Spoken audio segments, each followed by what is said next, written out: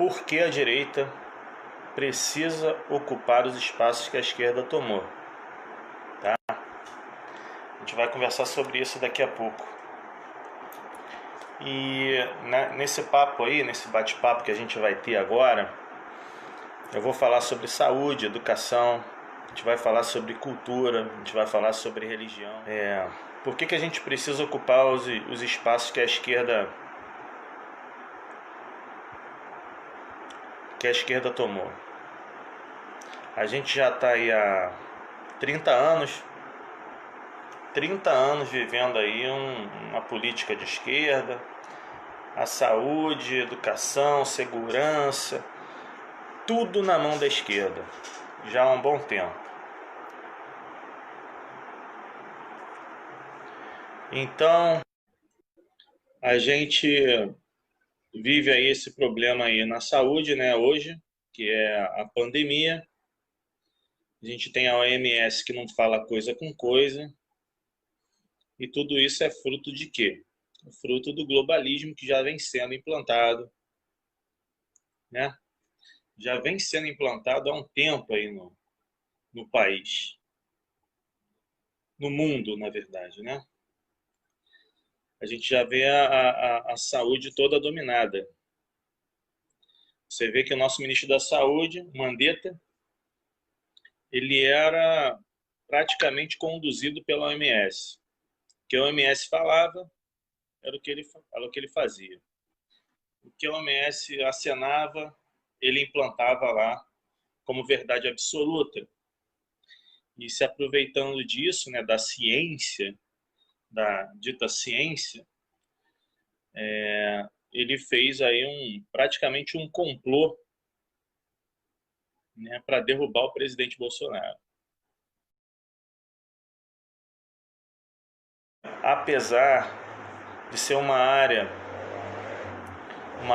de muito estudo, de muita ciência, a saúde ficou dominada pela esquerda também. Hoje são raros os médicos que defendem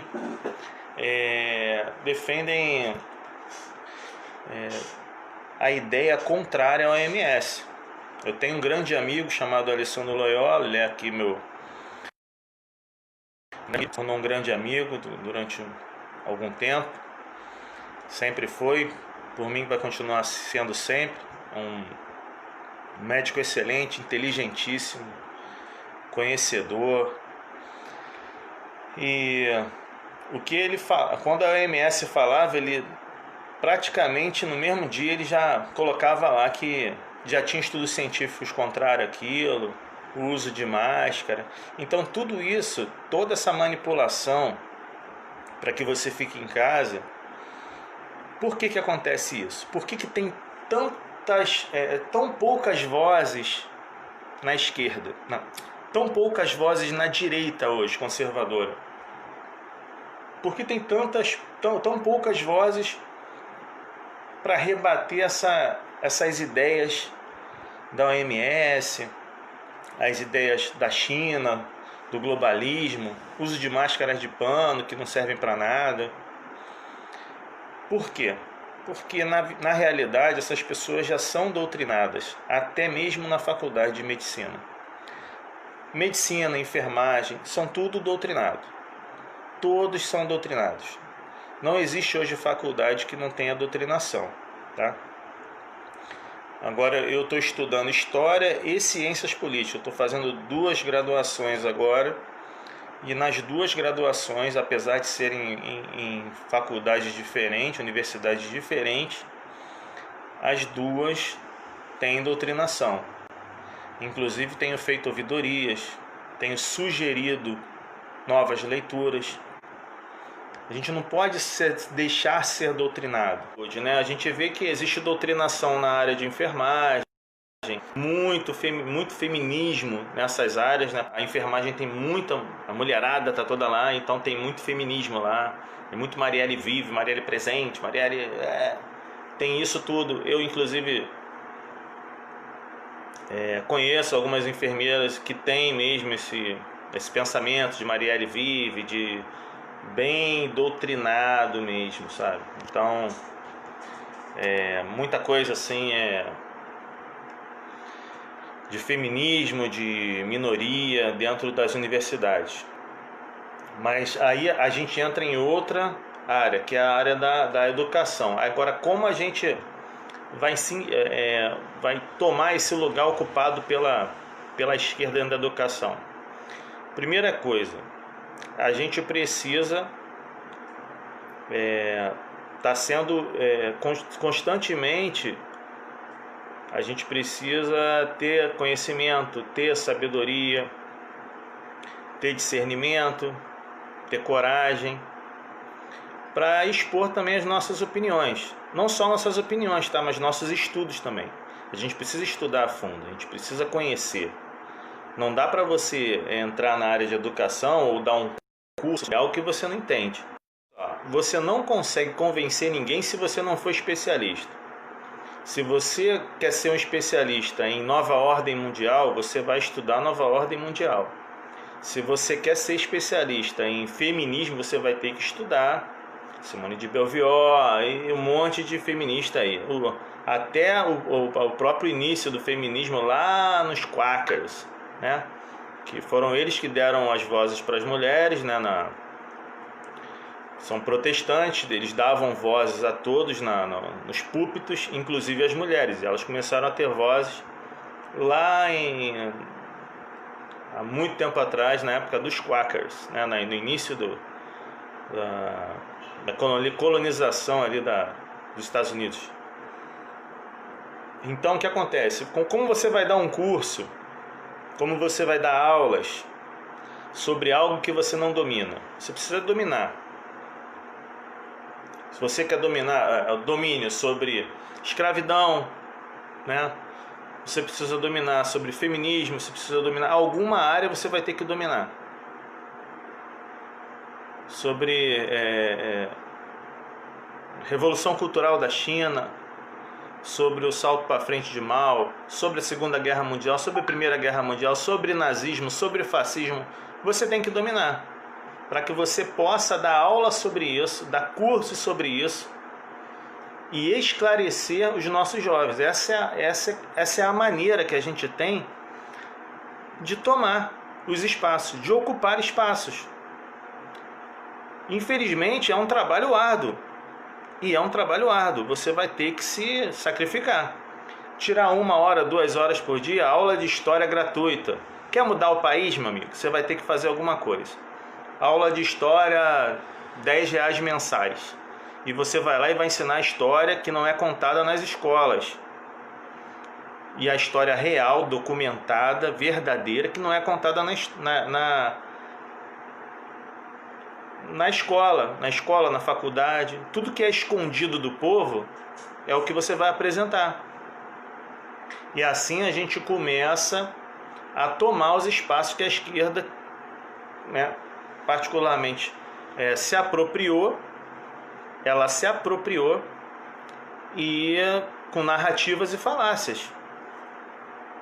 E hoje a gente está vendo resultados. Então, um dos últimos no PISA, uns dos últimos em questão de educação, o Brasil é um dos piores países aí. Um dos piores países em resultado no PISA, resultados de estudantes, provas, todas essas são um fiasco. Então a gente precisa... Outra coisa, conselho tutelar. Você não vê conservadores no conselho tutelar. Já parou para pensar nisso? Dificilmente, a maioria é esquerdista. Conselhos tutelares são todos de esquerda.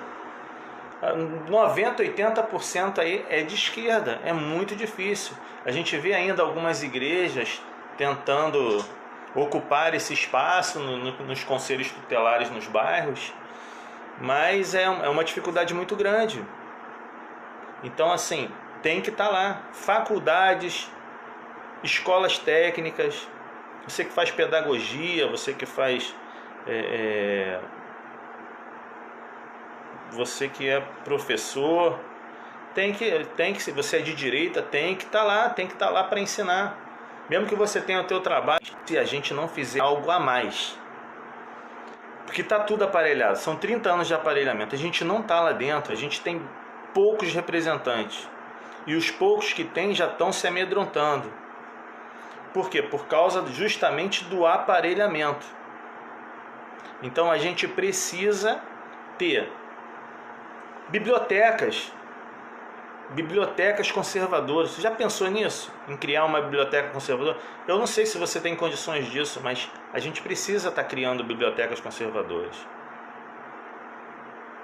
A gente precisa, inclusive, sugerir e colocar dentro das faculdades livros de direita também. Porque lá o que tem disponível dentro da biblioteca é só livro de esquerda. Então a gente tem que estar disponibilizando lá também. Se a gente tem condições de colocar lá dentro da faculdade, nas universidades aí, faculdades à distância, você também poder inserir dentro da biblioteca da faculdade à distância, porque algumas têm, tem que estar lá, tem que estar se posicionando, tem que estar fazendo ouvidoria, tem que estar fazendo lá reclamação no serviço de atendimento da faculdade, na reitoria. Você tem que estar lá e falando, olha, eu quero esse livro aqui, eu estudei sobre esse livro aqui, é ciência política, então tem que estar inserido aqui, é economia, é Mises, tem que estar aqui, tem que estar junto. É ciência política, é Roger Scruton, é Chesterton, é Edmund Burke. Então vai colocando e você vai enfiando ali os livros em PDF, disponibilizando para quem precisar. A gente tem que ter essa postura dentro das faculdades, não deixar só indicarem livros de esquerda, entendeu? Esses dias eu fui orientado a assistir o filme O Que É Isso, Companheiro? Que é isso, companheiro? Falei, não, eu quero que assistam também documentários do Brasil Paralelo. E a gente faz ouvidoria. Não, olha só, tem um documentário do Brasil Paralelo que fala sobre essa época do regime militar e eu gostaria que vocês colocassem também como uma indicação em contrapartida ao Que É Isso, Companheiro. Perfeito, pessoal? Vamos prestar atenção em tudo, a gente tem que ocupar. A gente tem que ocupar os espaços que a esquerda tomou dentro da educação.